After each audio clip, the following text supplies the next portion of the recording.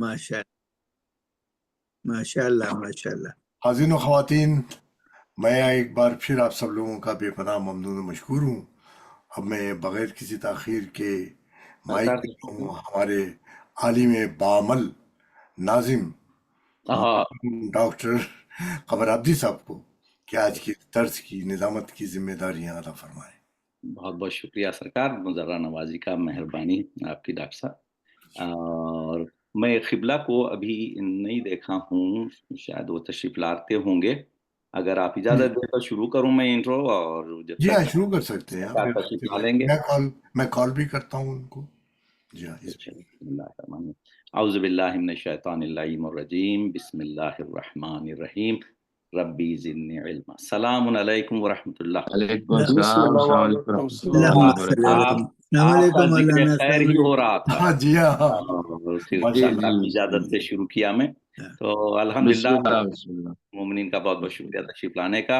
अल्हम्दुलिल्लाह, तजवीद और अहकामात नमाज का दुरूस का सिलसिला जारी है, और आपके बेहतरीन सवालात के तशफ़ी बख्श जवाबात भी हो रहे हैं, और न सिर्फ इससे आम मोमिनीन को भी इससे बहुत फ़ायदा हो रहा है, इल्म व दानिश में इजाफ़ा हो रहा है, और जिसके लिए हम हुज्जतुल इस्लाम सैयद रेहान हैदर ज़ैदी साहब और उर्दू फाउंडेशन डॉक्टर ग़ज़नफ़र जाफ़री साहब के मशकूर हैं कि इन्हीं के इनायात की बदौलत हम ये फैज़ हासिल कर रहे हैं। और आज के इस दर्स नंबर 6 के बानी गुज़िश्ता की तरह इस मर्तबा भी इंजीनियर ताज़ीम काज़मी साहब हैं। न सिर्फ हर मर्तबा तशरीफ़ ला रहे हैं और तिलावत कलाम पाक का शर्फ भी हासिल फरमा रहे हैं, और वह आज भी इंशाअल्लाह उससे शरफ़ होंगे इंशाअल्लाह। तो सबसे पहले हम एक सूरह फातिहा से शुरू करते हैं, तमाम मोमिनीन और मोमिनात और हाज़रीन के लिए, खुसूसन बानी इस दर्स इंजीनियर काज़मी साहब के घराने वाले। अल्हम्दुलिल्लाह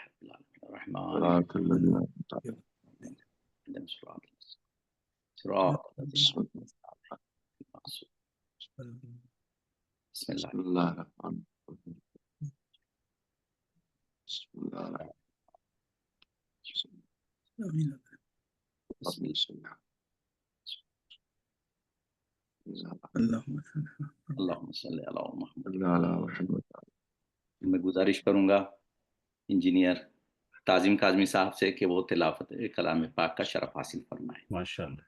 बिस्मिल्लाह। क़िबला इजाज़त है, मैं शुरू करूं? बिस्मिल्लाह। बिस्मिल्लाह के नाम। मैं आज सूरह हमज़ा, ये मक्की सूरह है, उसकी तिलावत का शरफ हासिल करूंगा। इसमें 9 आयात हैं। औज़ु बिल्लाहि मिनश शैतानिर रजीम, बिस्मिल्लाहिर रहमानिर रहीम। वैलुन लिकुल्लि हुमज़तिन लुमज़ा अल्लज़ी जमा मालन व अद्ददा यहसबु अन्ना मालहु अख़लदा कल्ला लियंबिज़न्ना फिल हुतमा वमा अदराका माल हुतमा नारुल्लाहिल मूक़दा अल्लती तुतलउल अला अफ़िदा इन्नहा अलैहिम मुअस्सदा फी अमदिम मुमद्ददा सदक़ल्लाहुल अलीयुल अज़ीम। तर्जुमा।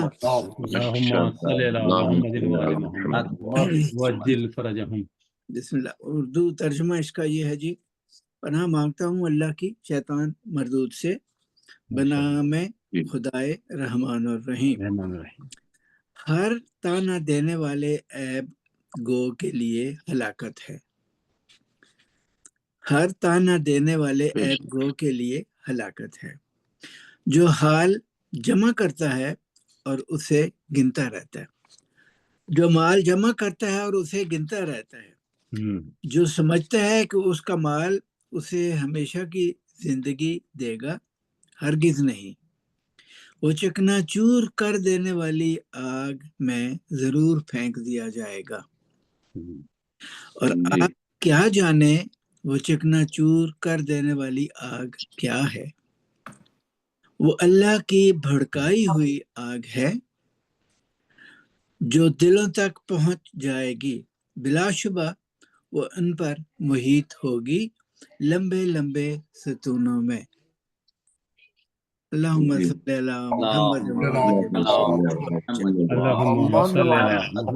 علی محمد آپ کے سلیکٹڈ جو آیات آتے ہیں بڑے ماشاءاللہ ماشاءاللہ جی ماشاءاللہ۔ السلام علیکم۔ اب میں گزارش کروں گا سرکار حجت الاسلام ریحان حیدر ذیلی صاحب سے کہ وہ اپنا درس شروع فرمائیں۔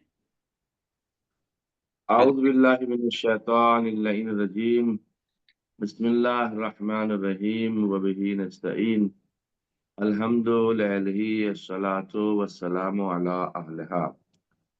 آج ہم مخرج نمبر 8 پر جائیں گے جو کہ ضاد کا مخرج ہے، اور یہ سب سے زیادہ سخت مخرج کہلاتا ہے۔ صفحہ نمبر 14 پر ہے، پیج نمبر 14 پر، اور اس کو کہتے ہیں اسخل المخارج میں سے ایک مخرج ہے، یعنی ثقیل ترین مخرج جو عربک لینگویج کا ہے، عربی زبان کا ہے، وہ لفظ ضادی ہے۔ اس کا سبب یہ ہے کہ جو ہماری زبان ہے، زبان کا جو یہ سائڈ کا حصہ ہوتا ہے، اس حصے کو ہمیں یا تو آخر کے دانتوں میں دائیں طرف ملانا رہتا یا بائیں طرف ملانا رہتا ہے۔ جب ہم دائیں طرف ملائیں گے یا بائیں طرف ملائیں گے جس میں آسانی ہوتی ہے، تو اس کے اعتبار سے یہ ادا ہوتا ہے۔ اس مثال کے طور پر جب ہم کہتے ہیں وَلَا الضَّالِّينَ، تو یہ ذات کو ادا کرتے ہوئے ہمیں بائیں طرف یا دائیں طرف اپنی زبان کو لے جانا رہتا، یعنی زبان کی جو کروٹ ہے، جو اس کا کنارہ ہے، جب اوپر کی 5 داڑوں سے لگ جائے، یہ جو اوپر کے داڑے ہیں جو آخر میں ہیں، ان سے لگ جانے سے اس کا مخرج ادا ہوتا۔ اس لیے ہمیں قرآن مجید کا بالخصوص جب سورہ الحمد پڑھتے ہیں نماز میں، کیونکہ روزانہ اس کی ضرورت پڑتی ہے، تو ضاد کے مخرج پہ ہمیں خاص دھیان رکھنا چاہیے کہ ہم سے کہیں ذال ادا نہ ہو جائے یا زے ادا نہ ہو جائے۔ اس لیے اس کو حد الامکان کوشش کرنا چاہیے کہ زبان کا حصہ دائیں یا بائیں طرف داڑھوں کی طرف لے جائیں اور ادا کریں۔ وَلَا الضَّالِّينَ، وَلَا الضَّالِّينَ، تو تھوڑا سا یہ سختی کے اعتبار سے ہوتا ہے، لیکن 2-4 بار تمرین کرنے سے، پریکٹس کرنے سے ادا ہو جاتا ہے۔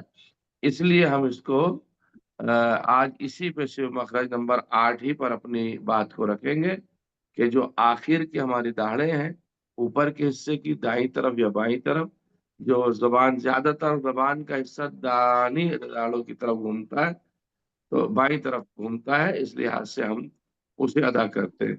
وَلَا الضَّالِّينَ، تو یہ الحمدللہ، یا مثال کے طور پر ضالتن ہمیں کہنا ہے، یا بہت سے الفاظ ہیں قرآن مجید میں جو لفظ ذات سے شروع ہوتے ہیں، تو ہمیں ان کا خاص خیال رکھنا ہے۔ آج مسائل کے اعتبار سے ہمارا جو درس ہے وہ ہم آپ حضرات کی خدمت میں پیش کریں گے کہ ہم چونکہ وضو کے مسائل بھی پیش کر چکے ہیں، اور اس سے پہلے والے درس میں مختلف مسائل تھے ہمارے جو ہم نے آپ کی خدمت میں پیش کیے۔ آج ہم غسل کے بارے میں بحث کریں گے، چونکہ ہم نے یہ تو پڑھ لیا تھا کہ واجب غسل کتنے اور مستحب غسل کتنے۔ آج ہم آپ کی خدمت میں یہ بیان کریں گے کہ واجب غسلوں کے بعد وضو کی ضرورت ہمیں نہیں ہوتی ہے، لیکن کچھ مستحب غسل ہمارے پاس ایسے ہیں جنہیں آغیون نے شمار کیا ہے، مراجعین کرام نے، اور ان غسلوں کے بعد بھی وضو کی ضرورت نہیں پڑے گی۔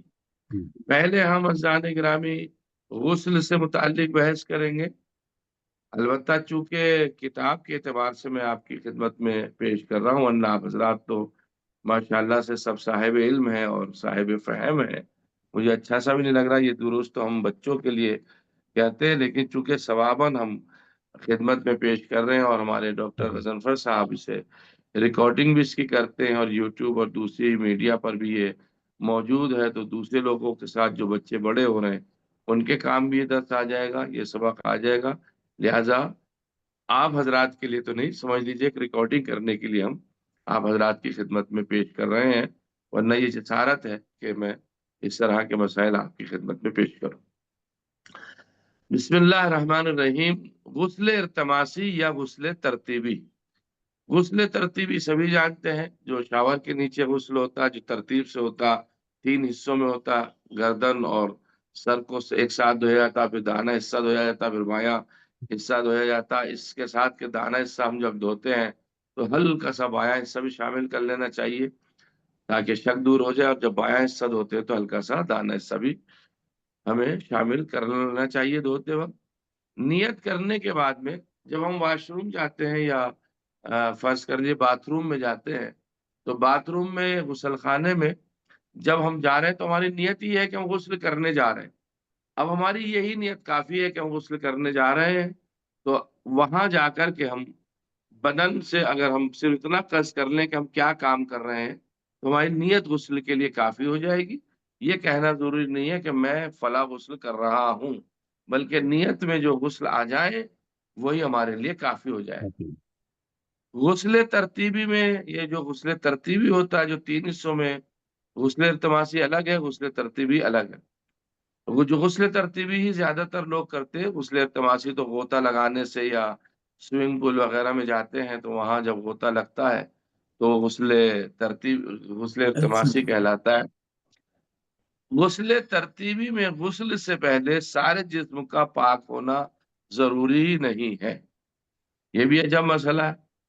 देखिए, फर्ज कर लीजिए हम गुस्ल की नियत करने के बाद सर और गर्दन को धो रहे हैं, लेकिन हमारा दाना हिस्सा नापाक है, तो अब कोई बात नहीं, दाना हिस्सा हमारा नापाक है तो हम गुस्ल कर लेंगे, शुरू करेंगे और दाना अपना सर और गर्दन को धोएंगे।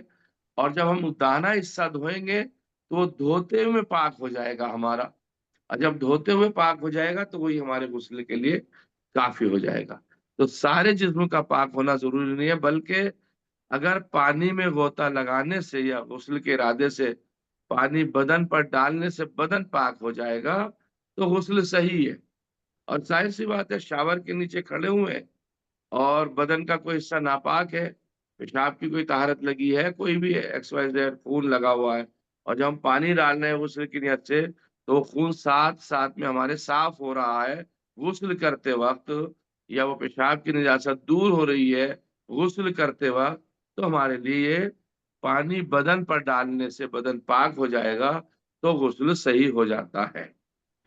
अलबत्ता ये जरूरी है कि जिस पानी से गुस्ल कर रहा हो वो तहारत की हालत से खारिज ना हो। ये मसला बहुत जरूरी है।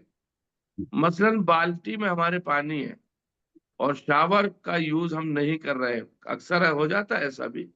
अब बाल्टी का पानी हमारा, अगर हमारा बदन पाक करते वक्त नजीस नजासत का एक कतरा भी बाल्टी के पानी में चला गया तो वो पानी पाक नहीं रहेगा, वो पानी हमारा नजीस हो जाएगा। चूंकि पानी के पाक होने में और पानी के नजीस होने में जो है कुछ शराइत है, उनमें से एक शर्त यह है कि आबे कुर से कम न हो पानी, यानी 377 किलो या 377 लीटर, 3.5 बालिश गहरा, 3.5 बालिश चौड़ा, 3.5 बालिश जो है उसका हजम होना चाहिए, तो ये आबे कुर कहलाता है। यानी अगर 377 kg पानी हमारे पास में नहीं है तो उस वक्त अगर उसके अंदर सुई की नोक के बराबर भी कोई नजासत गिर गई है तो वो पानी नजिस हो जाएगा। लेकिन आबे कुर है, 377 किलो से ज्यादा पानी हमारे पास में है। जब 370 किलो से ज्यादा पानी यानी लीटर से ज्यादा पानी होगा, अब उसके नजिस होने के शराइत हैं। वो पानी किसी एक आध कतरे के निजासत के गिरने से नजिस नहीं होता। लेकिन महल्ले बहस हमारा इस वक्त फर्ज कर लीजिए एक बाल्टी का पानी है, बाल्टी के पानी से हम नहा रहे हैं गुस्ल खाने में, और नजासत का कोई कतरा, खून का कोई कतरा या पाक करते हुए जो नजिस बदन था हमारा वो कोई कतरा बाल्टी के पानी में चला गया है, तो फिर वो पानी हमारा पाक नहीं रहेगा। لیکن اگر کر پانی ہے تو ہمارا غسل صحیح ہو جائے گا۔ اس مسئلے میں اگر کسی مومن کو کچھ ڈاؤٹ رہے گا، کوئی شک رہے گا، تو مسائل کے بعد میں آپ کی خدمت میں حاضر ہوں۔ دوسرا مسئلہ آج کا یہ ہوگا، اگر کوئی شخص حرام کام سے جنب ہوا ہے، یعنی الیاذ باللہ استغفر اللہ ربی واتوب الیہ، یعنی وہ حالت نجاست میں حرام چیز کے ذریعے سے آیا اور گرم پانی سے وہ غسل کر رہا ہے، تو اگرچہ اسے پسینہ بھی آ جائے غسل کرتے میں، بہت سی جگہ بہت زیادہ گرمی پڑتی ہے اور یا کوئی دوسری وجہ ہے، مثلا گرم پانی سے غسل کر رہا، سردی زیادہ اور اس گرم پانی کی وجہ سے اسے پسینہ آنے لگا ہے، تو تب بھی اس کا غسل صحیح ہے، کوئی شرعی اشکال نہیں ہے۔ یعنی پسینہ اگر آ رہا ہے غسل کرتے وقت تو اور ہمارا پانی جو ہے پاک ہے تو کوئی مسئلہ نہیں ہے، پسینے سے غسل کا تعلق نہیں ہے۔ تیسرا مسئلہ، غسل میں بال برابر بدن بھی اگر ان دھلا رہ جائے، یعنی دھلا نہ ہو، پانی نہ پہنچے، تو غسل باطل ہو جائے گا۔ اسی طریقے سے وضو میں بھی ہے، اگر ہم وضو کر رہے ہیں اور وضو کرتے وقت عزیزان گرامی ہمارا سوئی کی نوک کے برابر بھی کوئی حصہ وضو کا جتنا واجب ہے دھونا اس میں سوکھا رہ جائے، پانی وہاں تک نہ پہنچے، یا غسل میں ہمارا پانی وہاں تک نہ پہنچے، تو ہمارا غسل باطل ہو جائے گا۔ لیکن کان اور ناک کے اندرونی حصے، انسائڈ حصہ جو ہوتا ہے، اور ہر اس چیز کا دھونا جو باطل شمار ہوتی ہے واجب نہیں ہے۔ مطلب کان کے اندر انگلی ڈالے جا رہے ہیں، جو اندر کا بالکل حصہ ہے وہ اندر کا حصہ ہے، وہ اندر کا حصہ ہمارا باہر کا حصہ شامل نہیں ہے۔ یہ ناک کے اندر گیلی انگلی ڈالے جا رہے ہیں کہ یہ سوکھی نہ رہ جائے، کیونکہ ناک کا حصہ ہمارا اندر کا حصہ ہے، غسل میں اسے دھونا ہمارے لیے واجب نہیں ہے، لہذا وہ بدن میں شمار ہمارا نہیں ہوگا۔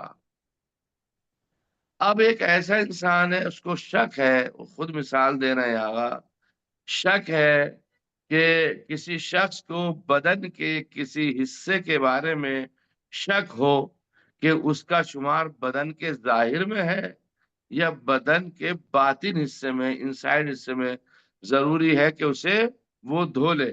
اب مثال سنیے، مثلا جیسے لیڈیز ہیں، کان کے اندر گوشوارے پہنتی ہیں، لیکن سوراخ بہت بڑا ہو گیا ان کا، اور جب وہ سوراخ بڑا ہو گیا پہنتے ہوئے، تو آیا اس کے اندر کا جو حصہ جو ہمیں دکھائی دے رہا ہے اور ظاہراً ہمارے سامنے وہ موجود ہے، تو ایسے میں ہم کیا کریں؟ جو حصہ زیادہ کھل گیا ہے کان کا بالی پہنتے وقت، تو آقا ارشاد فرماتے ہیں کہ اگر سوراخ اس قدر کھلا ہوا ہو کہ اس کا اندرونی حصہ بدن کا ظاہر شمار کیا جائے تو اسے دھونا ضروری ہے، ورنہ دھونا ضروری نہیں ہے۔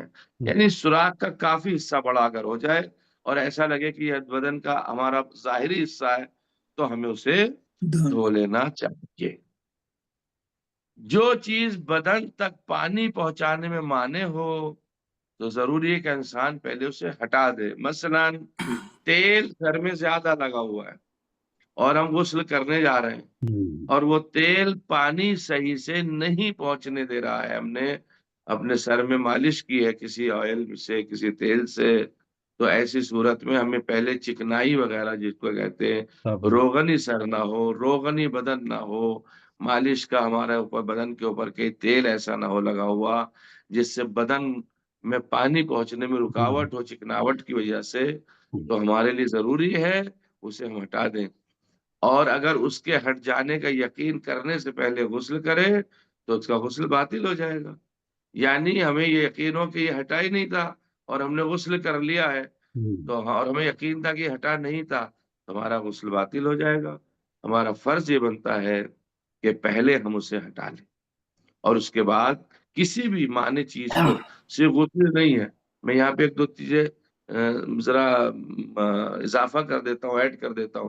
مثال کے طور پر ہماری ماں بہنیں جو ہیں وہ نیل پالش کا استعمال کرتی ہیں ناخنوں کے اوپر، یا فرض کر لیے کچھ ایسا میک اپ وغیرہ ہے، کچھ ایسی کاسمیٹک چیزیں ہیں جس کے ذریعے سے وہ استعمال کرتی ہیں، اور بعد میں وضو کرنا چاہیں یا غسل کرنا چاہیں اور پانی نہیں پہنچ رہا اس کی وجہ سے، تو پہلے ان چیزوں کا ہٹانا واجب ہے، اس کے بعد وضو صحیح ہوگا، اس کے بعد ہمارا غسل صحیح ہوگا۔ ورنہ اگر پانی ان چیزوں تک نہیں پہنچا جہاں ہمیں پہنچانا ہے تو پھر ہمارا غسل صحیح نہیں ہوگا، ہمیں انہیں ہٹا لینا چاہیے۔ غسل میں ان چھوٹے چھوٹے بالوں کو جو بدن کا جز شمار ہوتے ہیں دھونا ضروری ہے۔ اب ظاہر سی بات ہے جو بدن کے اوپر بال ہیں، داڑھی ہے، سر کے بال ہیں یا جو بھی بال ہوں، وہ بدن کا حصہ ہوتے ہیں، ان کا دھونا ہمارے لیے ضروری ہے، لیکن لمبے بالوں کا دھونا ضروری نہیں ہے۔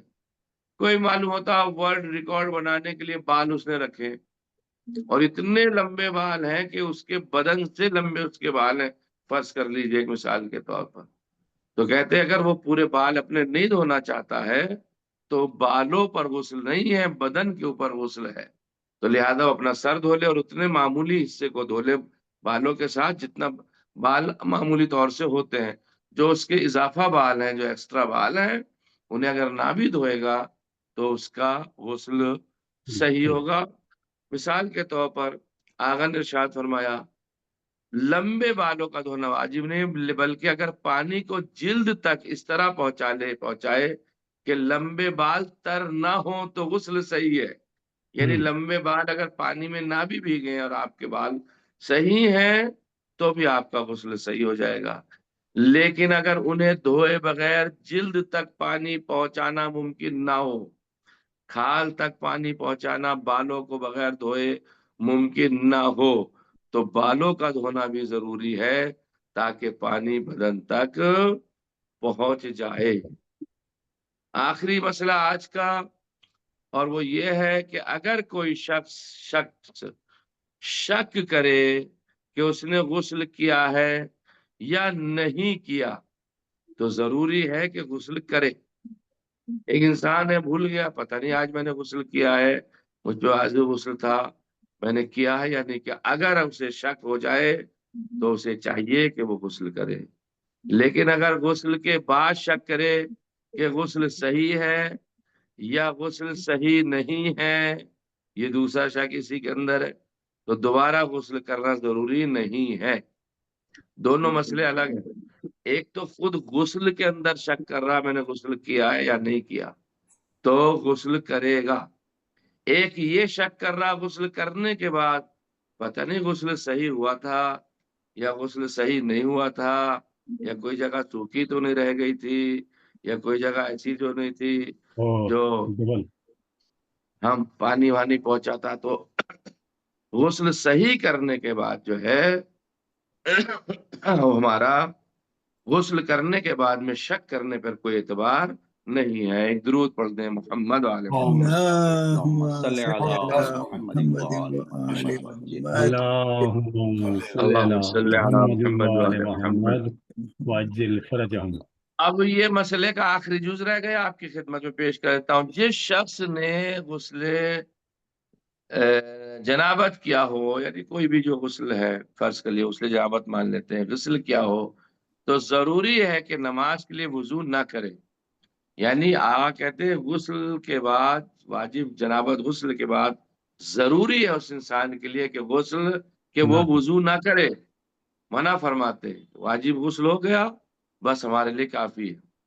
بلکہ بعض غسل ہمارے پاس میں ایسے ہیں جو کہ ان کے بعد بھی وضو کرنے کی ضرورت نہیں، اگر آپ اجازت دیں تو ان غسلوں کو میں صریح طور سے پیش کر دوں آپ کی خدمت میں کہ وہ واجب مستحب غسل جو ہیں، کچھ مستحب غسل ہیں جن کے بعد جو ہے وہ وضو کرنے کی ضرورت نہیں ہے، لہذا انہیں میں آپ کی خدمت میں پیش کیے دیتا ہوں۔ ایک درود پڑھ دیں محمد اللهم صل على محمد وآل محمد وعجل فرجهم۔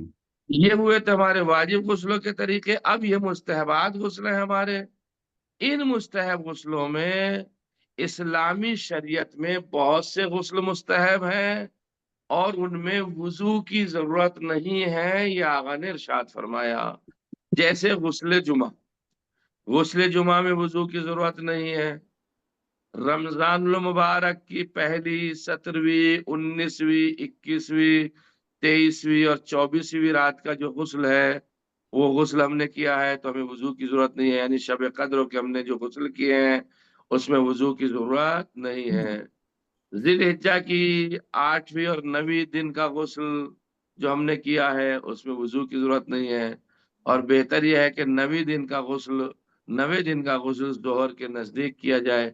جو لوگ مقام حج پر ہیں وہ لوگ جو غسل کرتے ہیں 8ویں اور 9ویں دن، تو اس دن ان کے اوپر وضو کی ضرورت نہیں ہے۔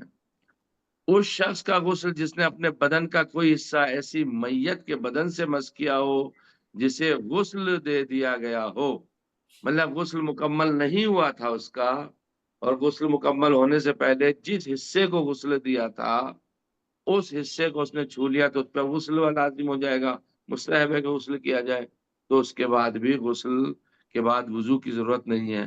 احرام کا غسل کیا ہے خانہ کعبہ میں جانے کے لیے، اس پہ وضو کی ضرورت نہیں ہے۔ حرم مکے میں داخل ہونے کا غسل ہے، وضو کی ضرورت نہیں ہے۔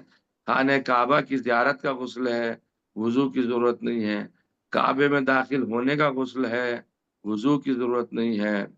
حرم مدینہ میں داخل ہونے کا غسل ہے، وضو کی ضرورت نہیں ہے۔ مدینہ منورہ میں داخل ہونے کا غسل ہے، وضو کی ضرورت نہیں ہے۔ اور بہت سے غسل ہیں جن کے اندر غسل کی ضرورت نہیں ہے، جو مستحبات غسل سے جن کی تفصیل باقاعدہ کتابوں میں موجود ہے۔ والحمد للہ رب العالمین۔ جی بسم اللہ، آپ حضرات کا کوئی اگر مسئلہ ہے۔ ڈاکٹر صاحب آپ شروع کریں پھر میں پوچھتا ہوں۔ اچھا شکریہ۔ تو مولانا صاحب ایک سوال ہے، خاتون ہیں ہمارے گروپ، جی ان کا سوال ہے جی کہ باجماعت نماز میں مولانا یا امام صاحب بلند یا نیچی آواز میں سورہ پڑھیں تو ہمارے لیے کیا حکم ہے؟ صرف سنیں، خود بھی پڑھیں، یا سورہ کی بجائے کوئی تسبیح بھی پڑھیں؟ جی جی ماشاء اللہ۔ خواتین ہوں یا مرد ہوں، جی اگر نماز جماعت سے پڑھ رہے ہیں تو جو بلند آواز سے نمازیں پڑھی جاتی ہیں، جیسے صبح کی ہے، مغرب کی ہے اور عشاء کی 2 رکعتیں ہیں، تو اس میں اگر آواز پہنچ رہی ہے تو اسے سنیں، بہتر ہے سننا، مرد ہوں یا عورتیں ہوں، کیونکہ سورہ پڑھنا معمومین کے اوپر واجب نہیں ہے نماز جماعت میں، لیکن تیسری اور چوتھی رکعت میں معمومین پر واجب ہے، تو بہتر یہ ہے کہ تسبیحات 4 پڑھیں، سبحان اللہ والحمد للہ ولا الہ الا اللہ واللہ اکبر۔ ایک مسئلہ یہ ہو گیا۔ دوسرا مسئلہ یہ ہے کہ وہ مومنین جو یا مومنات جماعت سے نماز پڑھ رہے ہیں، چاہے وہ بلند نماز ہو یا آہستہ نماز ہو، اس میں کوئی بھی تسبیح پڑھ سکتے ہیں، وہ بہتر ہے، جیسے سبحان اللہ، سبحان اللہ، سبحان اللہ، یا الحمد للہ کی تسبیح پڑھتے رہیں جب تک امام صاحب جماعت کی نماز پڑھا رہے ہیں، یعنی سورہ پڑھ رہے ہیں اس وقت تک کوئی تسبیح پڑھتے رہے۔ میں اپنی طرف سے ایک مسئلہ اور اضافہ کر دیتا ہوں، اور وہ یہ ہے، سورہ پڑھنے کے علاوہ جتنا بھی ذکر ہے وہ سارا معمومین کے اوپر پڑھنا لازم اور ضروری ہے۔ جی بسم اللہ۔ جزاک اللہ۔ جی ڈاکٹر، گزشتہ پیر میں ہم طہارت کے اوپر جی ہاں آئے تھے، اس جی متعلق ایک سوال ہے جو استبراء کا بسم ہے، اللہ۔ اور آج کے اسمارٹ ٹوائلٹس جسے بیڈے بھی کہتے ہیں، جی اس بارے میں کیا حکم ہے وہ طہارت کا؟ جی جی دیکھیے، جو اسمارٹ جو ٹوائلٹ بنائے ہوئے ہیں جن پہ بیٹھا جاتا ہے، ان کی 2 صورتیں ہیں حضور۔ ایک مسئلہ تو یہ ہے کہ ہم اپنے گھر کا ٹوائلٹ وغیرہ یوز کر رہے ہیں، تو وہ تو ایک بار اگر ہم نے پانی وغیرہ سے پاک کر لیا ہے تو پھر وہ اوپر کا حصہ نجس نہیں ہوتا ہے، تو ہمیشہ پاک رہتا ہے۔ لیکن کسی وجہ سے نجس ہو گیا تو اسے پاک کر لینا چاہیے۔ اگر پاک کرنے کی پوزیشن نہیں ہے تو ہمیں سکھا لینا چاہیے، تاکہ ہمارا بدن اور ٹوائلٹ کا جو حصہ جہاں پر بیٹھتے ہیں وہ حصہ سوکھا رہے گا، تو سوکھی اگر نجس بھی ہے تو ہمارے بدن کو نجس نہیں کرے گا۔ لیکن اگر ہمیں یہ ہے کہ پسینہ وغیرہ آ سکتا ہے اور ہمارا ٹچ ہو سکتا ہے گیلا بدن اس سے، تو ہمیں کچھ ٹیشو پیپر وغیرہ اس طریقے سے رکھ لینے چاہیے تاکہ ہمارا بدن کا حصہ اور ٹوائلٹ کا حصہ ٹچ نہ ہونے پائے، اور ان میں بیٹھنے میں یا ٹوائلٹ ان پہ جانے میں کوئی شرعی قباحت نہیں ہے، جو شریعت نے احکام بیان کیے اسی طریقے سے اس پہ طہارت کی جا سکتی ہے، کوئی شریف مسئلہ نہیں ہے۔ لیکن ایک مسئلہ میں اپنی طرف سے ایڈ کر دوں جو کہ روزمرہ کی ضرورت ہے، اگر طہارت کرتے وقت یا واش روم کے وقت میں کوئی چھیٹ نیچے سے اڑ کے اوپر آتی ہے اور ہمارے بدن کے کسی حصے کو لگتی ہے اور ہمیں محسوس ہوا ہے کہ چھیٹ آئی ہے، کوئی ڈراپ ہمیں لگا ہے نیچے سے اڑ کر، تو اس ڈراپ کا پاک کرنا، اس جگہ کا پاک کرنا پانی کے ذریعے سے ہمارے لیے ضروری اور لازم ہے۔ جی جواب جی بہت بہت شکریہ۔ جی اور وہ ہوتا ہے؟ ہاں جی، وہ ہوتا ہے۔ جی مولانا صاحب، جی ایک سوال اور آپ سے تھا کرنا کہ ابھی آپ نے جیسے ذکر کیا بسم اللہ۔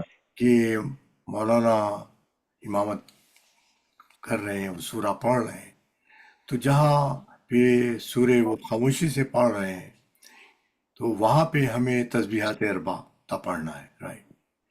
جی تو جن سوروں کی آواز ہم سن رہے ہیں، کیا ان میں خالی سننا ہے یا ان میں بھی ہم تسبیحات اربع پڑھ رہے ہیں؟ جی، میں نے عرض کیا آپ کی خدمت میں، دونوں میں ہم تسبیح پڑھ سکتے ہیں اپنی، کوئی اشکال نہیں ہے۔ شکریہ۔ سننا ہمارے پر واجب و لازم نہیں ہے، کیونکہ یہ بھی امکان ہے کہ چلیے جہاں مائک کا انتظام ہے تو ٹھیک ہے، ورنہ جماعت بڑی ہے تو آواز پیچھے تو جائے گی نہیں، بے تو ہم شک۔ سن ہی نہیں پائیں گے۔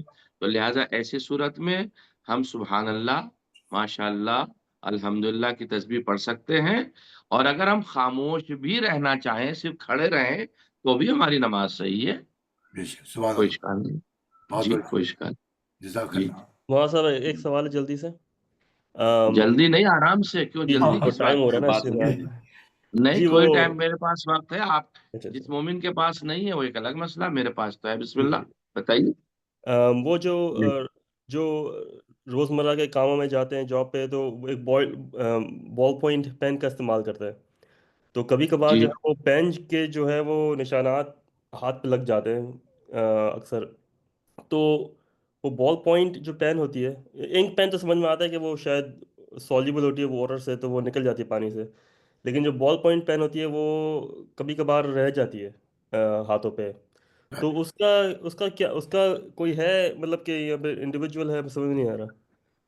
جی، دیکھیے، وہ انک پین کی جو آپ استعمال کرتے ہیں، یا وہ جو دوسرا والا پین، بوائل پین یا کیا کہلاتا ہے وہ، بال پین۔ اس کی انک آپ کے ہاتھ پہ لگی اور آپ نے اس کو دھو لیا ہے، اور خالی اس کا کلر اگر باقی رہ گیا ہے، انک باقی نہیں رہی، یا وہ مٹیریل جسے کہتے ہیں مادہ باقی نہیں رہا ہے، تو آپ کا وضو صحیح ہے، کوئی اشکال نہیں ہے، کیونکہ خالی رنگ کے لگے رہنے سے وضو کے اوپر، کھال کے اوپر پانی پہنچنے سے کوئی اشکال نہیں ہے، یعنی پہنچ سکتا ہے، لیکن کوئی اس طرح کی چیز ہے جو کھال تک پانی نہیں پہنچنے دے رہی ہے، تو پھر ہمیں اس کا ہٹانا واجب ہوگا۔ یہ آپ کی تشخیص خود ہوگی، آپ اسے خود دیکھیں گے۔ مسئلہ میں نے بتا دیا، دو طرح سے مسئلہ ہے، ایک اگر کلر وغیرہ لگا ہوا ہے، جیسے مہندی کا کلر آ جاتا ہے، تو مہندی کے کلر پہ وضو صحیح ہے، اسی طرح روشنائی، انک وغیرہ کا کلر آ جاتا ہے، لیکن وہ کلر ہوتا ہے کھال پہ پانی پہنچنے پہ، اسکن پہ پانی پہنچنے پہ مانے نہیں ہے، حائل نہیں ہے، رکاوٹ نہیں ہے، تو ہمارا وضو اور غسل وغیرہ صحیح ہے۔ لیکن اگر حائل ہے، یعنی نہیں پہنچ پا رہا ہے پانی اس کی وجہ سے اس جگہ پر، تو اسے پھر ہمیں رگڑ کے یا کسی کیمیکل سے یا کسی طرح سے ہٹانا چاہیے، اس کے بعد ہمیں نماز پڑھنی چاہیے یا وضو غسل کرنا چاہیے۔ شکریہ مولانا، شکریہ۔ جی جی بھائی، جی قبلہ اور کوئی ایک مسئلہ ہے؟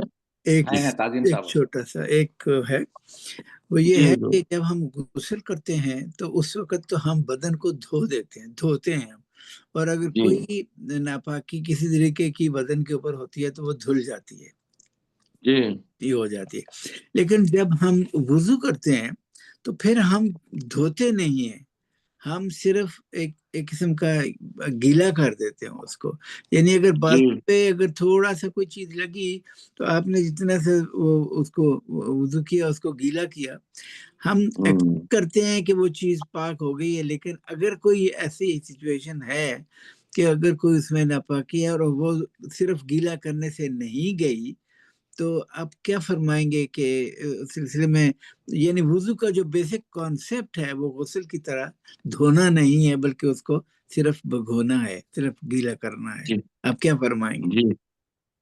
جی وضو کرنے میں ہمارا بدن جس جگہ ہم وضو کر رہے ہیں وہ پاک ہونا چاہیے وضو کرنے میں، کیونکہ اس میں ہم بھگونا رہتا ہے، اتنا پانی چلو کا پانی پاک نہیں کر سکتا اگر کوئی چیز نجیس ہے، تو ہمیں پہلے یہ چاہیے کہ ہم بدن کا وہ حصہ جو وضو کرنے کا ہے ہم اسے پاک کر لیں، اس کے بعد پھر مسئلہ پیدا یہ ہوتا کیا وہ گیلا ہو گیا کیا اس پہ وضو کر سکتے ہیں، تو جی بے شک گیلے جگہ پہ وضو ہو سکتا ہے، کوئی شرعی اشکال نہیں ہے، تو ہم پہلے پاک کر لیں اس کو، پاک کرنے کے بعد وضو کر لیں، سکھانا شرط نہیں ہے، ٹھیک ٹھیک جی سکھانا کوئی شرط نہیں، ماشاء اللہ جی جی ماشاء اللہ ماشاء اللہ۔ ہاں یہ مسئلہ ویسے ڈاکٹر تعظیم صاحب اکثر مومنین اس مسئلے کو جہاں بھی ہو معلوم کرتے ہی ہیں کہ مولانا صاحب کیا گیلے اعضاء کے اوپر پارٹس کے اوپر وضو ہو سکتا ہے، تو میں پھر اس بات کو ایک بات واضح کر دیتا ہوں تاکہ سبھی اس بات کو غور سے سن لیں، گیلے بدن پر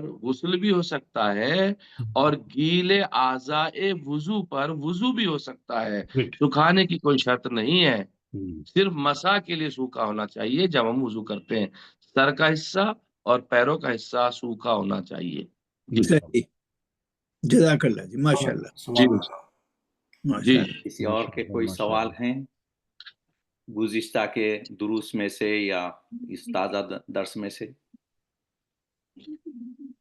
بہت بہت والحمدللہ رب العالمین، ماشاء اللہ جی، ماشاء اللہ، بہت وصلی اللہ علی محمد وآلہ الطیبین الطاہرین المعصومین المظلومین۔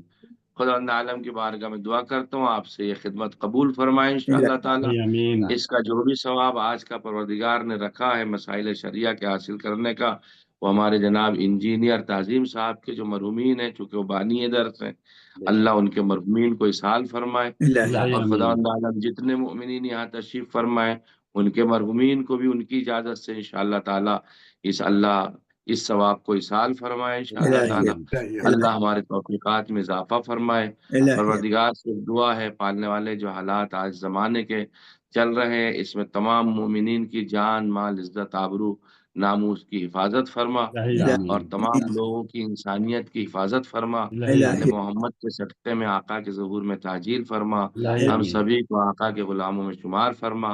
میں بھی گزارش کروں گا کہ ایک بار سورہ الحمد اور 3 بار سورہ توحید کی تلاوت فرما کر محترم جناب تعظیم انجینئر صاحب کے جو مرحومین ہیں، آپ کے مرحومین، ہماری والدہ ماجدہ، سب کو شامل کر لیجئے۔ بسم اللہ الرحیم مالک یوم الدین صراط الذین انعمت علیہم غیر المغضوب علیہم ولا الضالین۔ بسم اللہ الرحمن الرحیم، بسم اللہ الرحمن الرحیم، بسم اللہ الرحمن الرحیم، قل هو اللہ اللہ، بسم اللہ الرحمن اللهم صل على محمد وآل محمد، بسم الله الرحمن الرحيم، اللهم كل وليك الحجة ابن الحسن صلواتك عليه وعلى آبائه في هذه الساعة وفي كل ساعة وليا وحافظا وقائدا وناصرا ودليلا وعينا حتى تسكنه أرضك طوعا وتمتعه فيها طويلا برحمتك يا أرحم الراحمين، اللهم صل على محمد وآل محمد، والسلام عليكم ورحمة الله وبركاته۔ خدا حافظ، جزاکم اللہ ڈاکٹر صاحب، بہت بہت شکریہ جی، بہت بہت جزاکم اللہ، عبادات ہمارے اللہ قبول فرمائے، الہی امین، الہی امین، انشاءاللہ آئندہ التماس دعا، خدا انشاءاللہ انشاءاللہ انشاءاللہ، بہت شکریہ، بہت شکریہ، بہت مہربانی، بہت مہربانی، السلام علیکم، وعلیکم السلام ورحمۃ اللہ وبرکاتہ۔ ایمان اللہ، بہت شکریہ ڈاکٹر صاحب، بہت شکریہ، ماشاء اللہ، ماشاء اللہ، بہت شکریہ، تھینک یو۔